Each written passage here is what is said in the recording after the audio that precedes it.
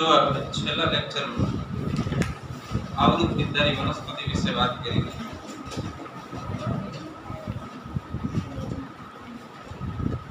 હવે આગળનો ટોપિક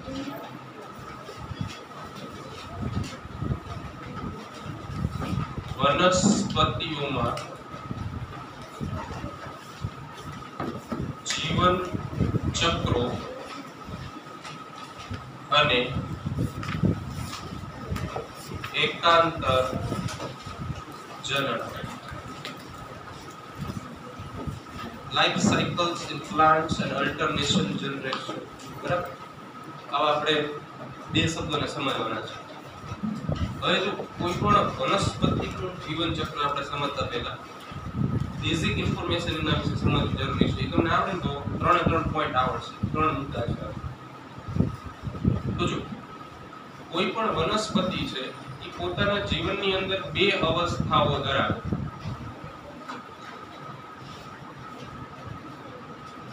એમાં પહેલી અવસ્થા જન્યુજનક અવસ્થા, બીજી અવસ્થા બીજાણુ જનક અવસ્થા। મોટા ભાગની વનસ્પતિઓ શરૂઆતમાં બીજાણુજનક અવસ્થા દર્શાવે, પછી જન્યુજનક અવસ્થા દર્શાવે। બંને અવસ્થામાં જન્યુજનક અવસ્થા જે છે એ એકકીય અવસ્થા હોય એટલે સિંગલ એન અવસ્થા છે। બીજાણુજનક અવસ્થા દ્વિકીય અવસ્થા છે એટલે આપણે ટુ એન દર્શાવશું। આવી અલગ અલગ અવસ્થાઓ જે છે એ વનસ્પતિ ધરાવે। હવે વનસ્પતિઓમાં શું થાય કે જે વનસ્પતિઓ બીજાણુજનક અવસ્થા દર્શાવે છે એમાંથી એને જન્યુજનક અવસ્થા બનાવવી હોય એટલે જે બીજાણુજનક અવસ્થા ફોર એક્ઝામ્પલ 2n છે એમાંથી સિંગલ એને પહોંચવું હોય તો એક પ્રકારનું વિભાજન કરવું પડે જેને આપણે અર્ધીકરણ તરીકે ઓળખીએ છીએ। એટલે અહીંયા અર્ધીકરણની ક્રિયા થાય તો બીજાણુજનક 2n માંથી જન્યુજનક સિંગલ n બને। આ સામાન્ય વનસ્પતિઓમાં બે પ્રકારના વિભાજન થાય, સમવિભાજન એ થાય અને અર્ધીકરણ એ થાય। બીજાણુજનક અવસ્થામાંથી જન્યુજનક બનવા માટે અર્ધીકરણ જરૂરી છે। જો અર્ધીકરણ થાય તો જ આ બીજાણુજનક અવસ્થા જન્યુજનકમાં કન્વર્ટ થાય, બાકી થઈ શકે નહીં। બીજા નંબર ઉપર કે વનસ્પતિમાં શું થાય, બીજાણુજનકમાંથી જન્યુજનક બને છે। આ બીજાણુજનક અવસ્થા હતી એમાંથી જન્યુજનક અવસ્થા બને। ફરી પાછી આ જન્યુજનક અવસ્થા જે છે એ બીજાણુજનક અવસ્થા બનાવે। ફરી આ બીજાણુજનક અવસ્થામાંથી જન્યુજનક અવસ્થા બને। આ જે સિક્વન્સ છે બીજાણુજનક પછી જન્યુજનક એટલે કે 2n વાળી અવસ્થા પછી સિંગલ n વાળી અવસ્થા, ફરી પાછી 2n વાળી અવસ્થા, ફરી પાછી સિંગલ n વાળી અવસ્થા। આપણે 17મું ચેપ્ટર ભણ્યા યાદ હોય, શ્વાસ ઉચ્છ્વાસ અને વાયુની આ એમાં આપણે તમને સમજાવ્યું કે શ્વાસ ઉચ્છ્વાસ બે પ્રક્રિયા છે પણ એ તબક્કાવાર ચાલે। પહેલા શ્વાસ પછી ઉચ્છ્વાસ, ફરી પાછો શ્વાસ ફરી ઉચ્છ્વાસ। એ અહીંયા પહેલા બીજાણુજનક પછી જન્યુજનક, ફરી પાછી બીજાણુજનક, ફરી પાછી જન્યુજનક। બે બીજાણુજનક એક સાથે નથી આવતી, બે જન્યુજનક એક સાથે નથી આવતી, એટલે કે વારા ફરતી આવે છે। આ ઘટનાને એકાંતર જનન અલ્ટરનેશન ઓફ જનરેશન કહેવામાં આવે।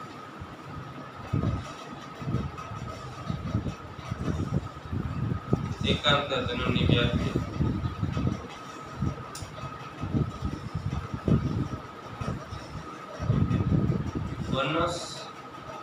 વનસ્પતિઓમાં બીજાણુજનક અવસ્થા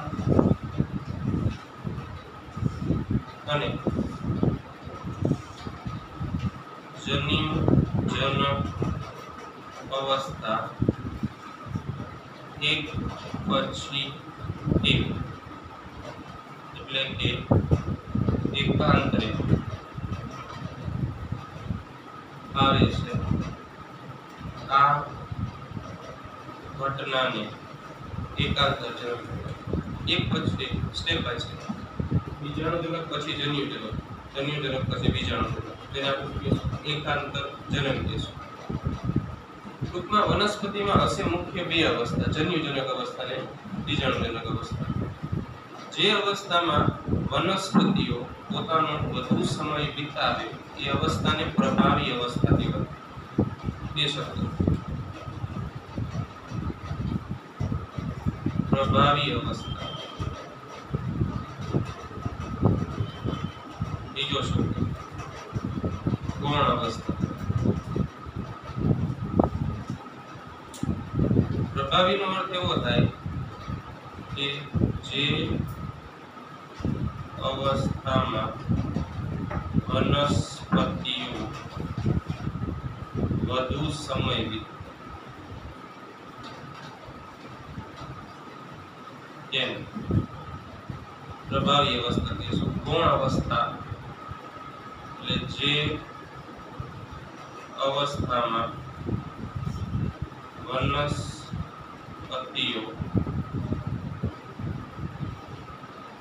ઓછો સમય વિતાવે.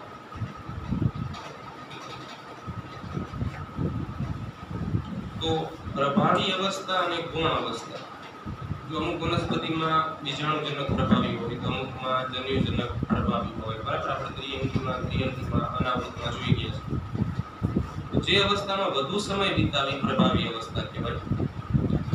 ગૌણ અવસ્થા એટલે જેમાં ઓછો સમય વિતાવે. આ સમયની વાત આપણે એના જીવન ચક્રની સાથે કરીએ છીએ. જેટલો જીવનકાળ છે એમાં જે સમયગાળો વધુ વિતાવશે જે અવસ્થામાં એ પ્રભાવી અને જેમાં ઓછો એ પ્રચલિત. આના આધારે ત્રણ પ્રકારના વનસ્પતિના જીવન ચક્ર સમજી શકાય. વનસ્પતિના જીવન ચક્ર આ ટોટલ ત્રણ ટાઈપના હોય. એમાં પહેલા નંબર ઉપર આપણે વાત કરીશું એકવિધ જીવન ચક્ર. બીજા નંબર ઉપર વાત કરશું ત્રિવિધ જીવન ચક્ર. ત્રીજા નંબર ઉપર આપણે વાત કરશું એક ત્રિવિધ જીવન ચક્ર.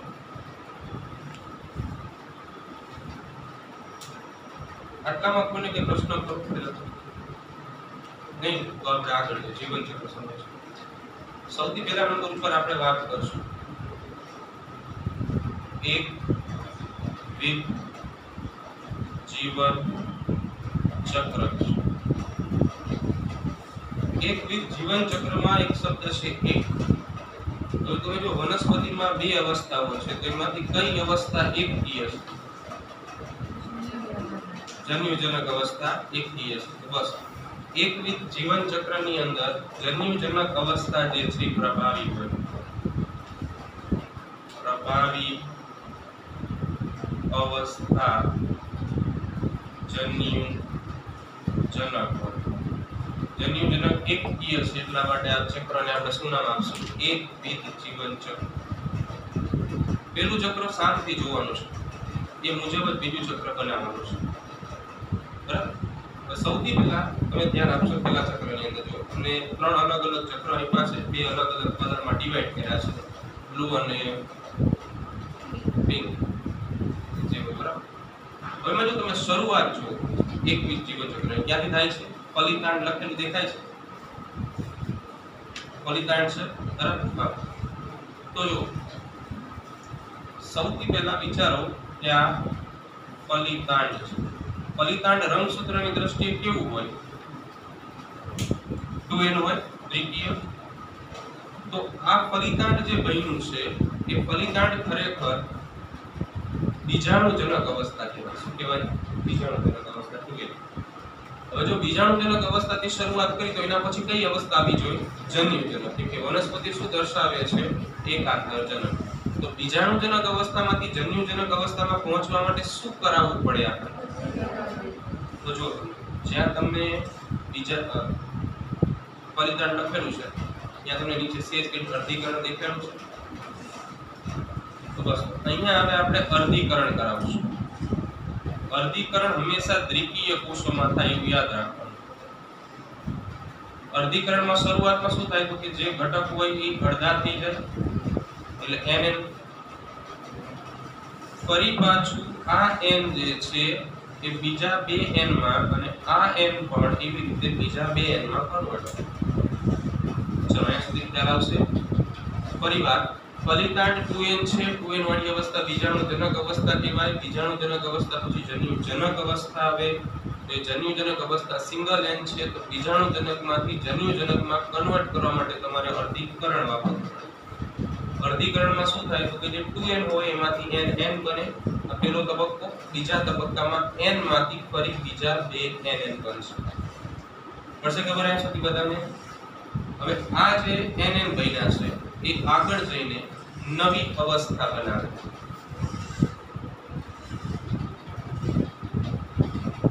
જે અવસ્થાને જન્યુજનક અવસ્થા કહેવાય. જન્યુજનક અવસ્થા કેવી હોય? રંગસૂત્રની દ્રષ્ટિએ સિંગલ n હોય. બરાબર. જન્યુજનક અવસ્થા જે છે આ જન્યુજનક અવસ્થા આગળ જઈને જન્યુજનન નામની ક્રિયા કરે. જે પ્રક્રિયાથી જન્યુઓ સર્જાય અને એના કારણે સિંગલ n અને સિંગલ n પ્રકારના બે જન્યુઓ સર્જાશે. એમાં એક નર જન્યુ અને બીજું માદા જન્યુ. પડશે ખબર? જન્યુઓ એકકીય હોય, બે પ્રકારના હોય. આ માદાની નિશાની છે, પેલી નરની નિશાની છે. આ બંને જન્યુઓ જે છે એ ભેગા થાય જેને જન્યુ યુગ્મન કહેવામાં આવે.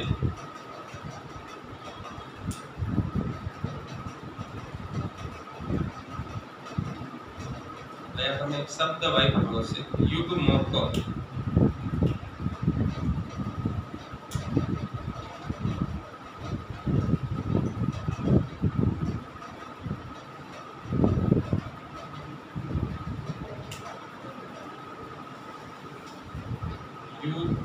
બે ભેગા થવાની ક્રિયા પછી એમાંથી ફલિતાંડ જે છે એ પાછું બને. ચલો અહીંયા સુધી ખબર પડશે બધાને? ફરીવાર એકવાર આપણે રિપીટ કરી. સૌથી પહેલા ફલિતાંડ હતું. અર્ધીકરણ થવાથી nm ઘટકો બન્યા જે જન્યુજનક અવસ્થા બનાવે છે. એમાંથી જન્યુજનનની ક્રિયા થાય. બરાબર. અહીંયા હજી એક ક્રિયા થાય જેને જન્યુ યુગ્મન કહેવાય. એટલે બે જોડાવાની ક્રિયા. તો આપણે કલર જ અલગ કરી નાખ્યા છે. કોઈ પ્રશ્ન નથી. કલર અલગ ન કર્યા હોય તો કદાચ પ્રશ્ન થાય. છતાં આપણે દેખાડી દઈએ કે જે આટલો પોર્શન દેખાય છે તમને બ્લુ કલરનો, એ બ્લુ કલરના ભાગને બીજાણુજનક અવસ્થા કહેવાય. જે કેવી હોય? 2n હોય. અને આ જે રેડ કલરનો પોર્શન છે એને જન્યુજનક અવસ્થા કહેવાય. જે કેવી હોય? સિંગલ n હોય. જો એક્ઝેક્ટલી તમને એક નંબર કરીને પેરેગ્રાફ આપેલો છે. એ પેરેગ્રાફની નીચેની બાજુએ આના ઉદાહરણો છે. એ ઉદાહરણો આપણે યાદ રાખવાના છે. ઉદાહરણો અંડરલાઈન કરો. વોલવોક્સ, સ્પાઇરોગાયરા, ક્લેમિડોમોનાસની કેટલીક જાતિઓ, ક્લેમિડોમોનાસ અને કેટલીક લીડ જે છે એ એકવિધ પ્રકારનું જીવન ચક્ર દર્શાવે છે.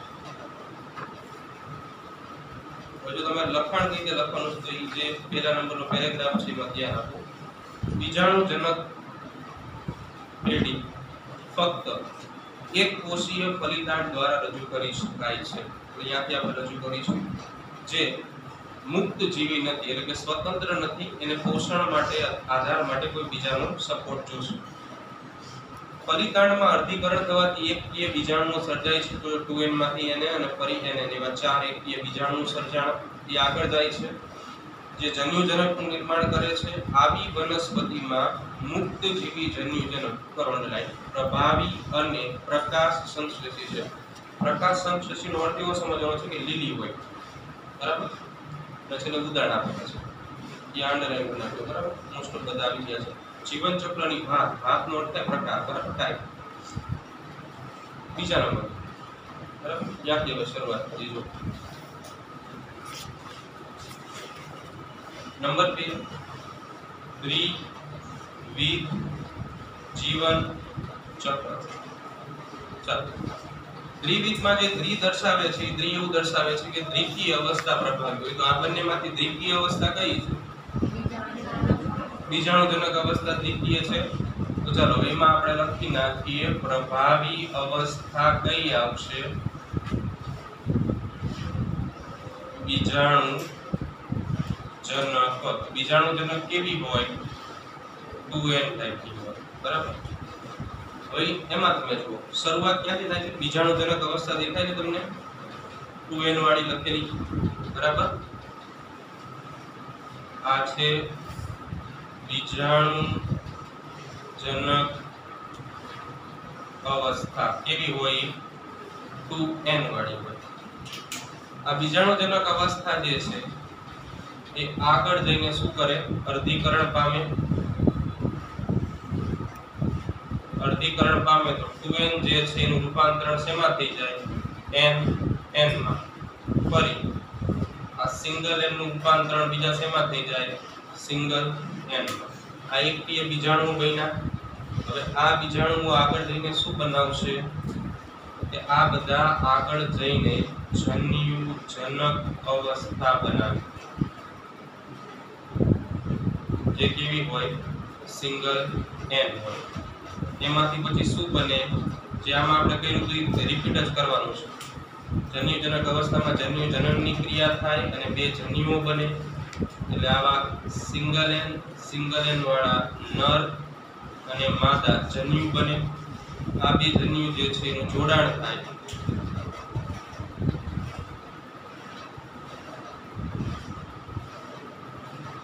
જેને આપણે યુગ્મક કહી.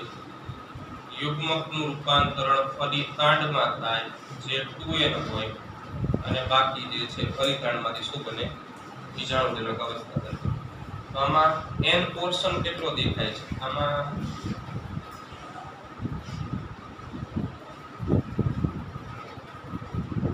આ રીતે આવશે નીચેના n પોર્શન કેટલો દેખાય છે? તો આપણે જોઈએ, જો અહીંયાથી આપણે વિભાજન કરીએ, અહીંયા આટલો ભાગ અને સામેની બાજુ આ ભાગ. તો જે n વાળો ભાગ છે એને જન્યુજનક અવસ્થા કહેવામાં આવે.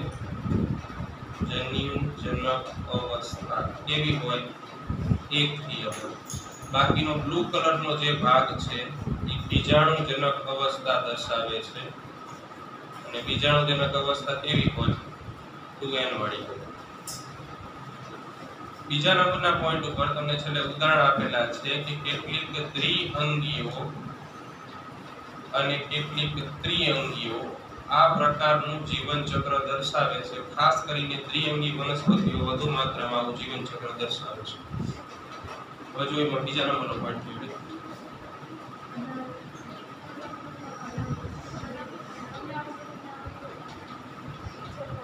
અનાવૃત ને આમ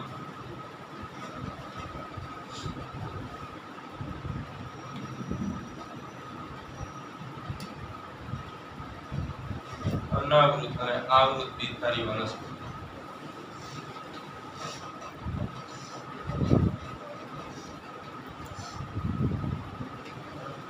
હજુ એમાં બીજા નંબરનો જો તેમાં તેનાથી ભિન્ન, તેનાથી નો અર્થ એવો થાય પેલું જે તમે જોયું હતું એના કરતા ભિન્ન એટલે જુદું એમ. એવો બીજો પ્રકાર જેમાં દ્વિકીય બીજાણુજનક પ્રભાવી પ્રકાશ સંશ્લેષી અને સ્વતંત્ર તબક્કો છે. આ લાઈન દરેકમાં આપણે લખવાની છે. અને જન્યુજનકનો તબક્કો એકલ કે થોડા કોષીય એકકીય જન્યુ ઉત્પન્ન કરે છે, જે ભેગા મળીને યુગ્મક અથવા તો ફલિતાંડ બનાવે છે, જેમાંથી બીજાણુજનક અવસ્થા બનશે, જેને દ્વિકીય કહેવામાં આવે. અંડરલાઈન કરો. ફ્યુકસ લીફ અને આવૃત અને અનાવૃત બીજધારી વનસ્પતિ. બરાબર. આના સિવાય ટ્યુકસ લીડ આ પ્રકારની અવસ્થાઓ દર્શાવશે. ચાલો છેલ્લો ત્રીજા નંબર ઉપર એક વિવિધ જીવન ચક્ર. હવે આની અંદર શું છે કે બંને અવસ્થા એક સમાન માત્રામાં જોવા મળે વનસ્પતિ. બંને અવસ્થાઓ સમાન રીતે જોવા મળે. આના ઉદાહરણમાં દ્વિઅંગી અને ત્રિઅંગીઓ આવશે.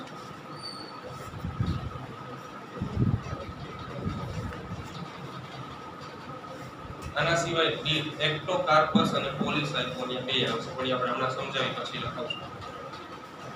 શરૂઆત અહીંયાથી જ કરવાની છે. જો શું હોય સૌથી પહેલા બીજાણુ જનક અવસ્થા અથવા બીજાણુ જનક દેહ કેવો હોય 2n હોય. શું થાય એમાં અર્ધીકરણ થાય. અર્ધીકરણ થવાથી શું થાય 2n માંથી nn બને અને nn માંથી ફરી સિંગલ n બને.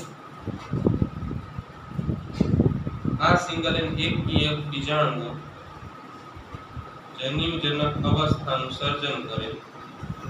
જન્યુજનક અવસ્થા જે છે એ આગળ જઈને જન્યુ યુગ્મનની ક્રિયા કરે. જન્યુ જનન કરશે પહેલા, આવા જન્યુઓ બને. આ બે જન્યુઓ જે છે એ ભેગા થાય અને ભેગા થઈને યુગ્મક બનાવે. યુગ્મકમાંથી ફરી તાંડ બને એ જે 2n હોય. તો આટલો જે ભાગ છે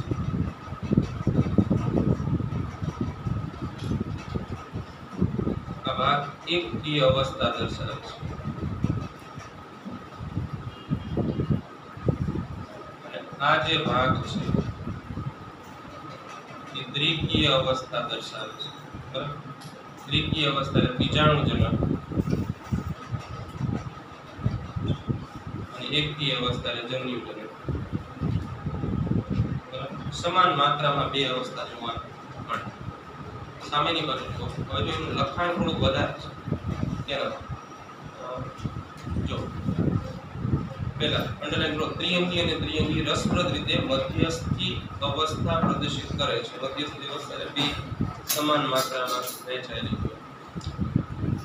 આ બંને તબક્કા બહુકોષીય છે છતાં પણ પ્રભાવી તબક્કાઓથી જુદા પડે છે.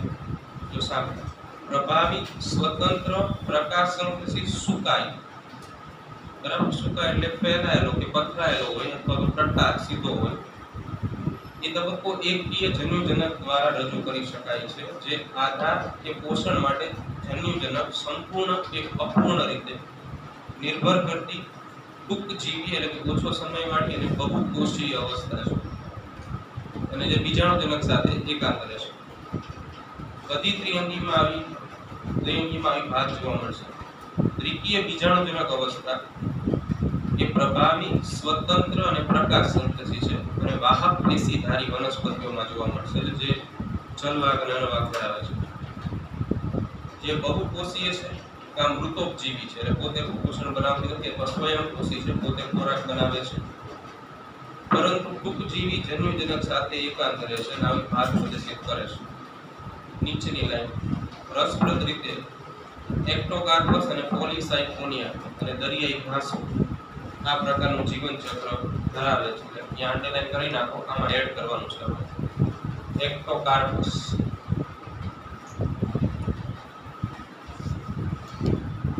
પોલિસાયકોનિયા અને દરિયાઈ ઘાસ ગેપ લેવામાં આવે છે. પાછળ લખેલું છે અંગ્રેજી એમાં જોવાનું છે.